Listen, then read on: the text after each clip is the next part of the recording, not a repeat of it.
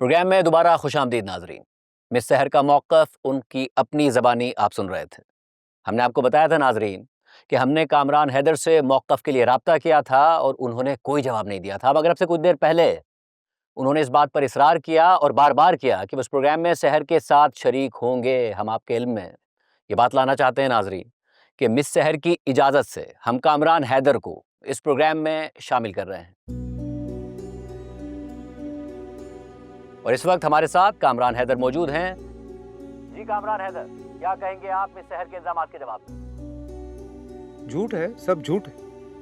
ये सब सफेद झूठ है, सहर का घड़ा हुआ सब झूठ। तो फिर आपके दोस्त रोहित आपके साथ क्यों नहीं खड़े?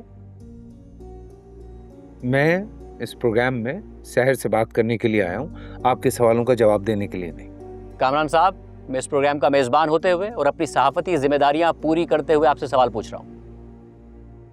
नहीं, लेकिन मैं इसलिए नहीं आया। तो फिर आइए सबूतों पर बात कर लेते हैं कामरान हैदर साहब। एक सेकंड शाहजेब, मुझे जरा इससे बात करने दे।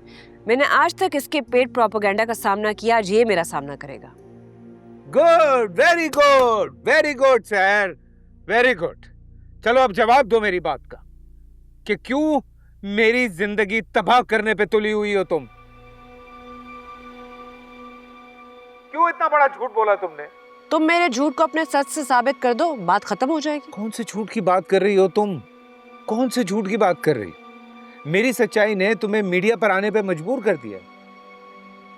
तुम अच्छी तरह से जानती थी कि अदालत में तो तुम ये केस हार रही हो।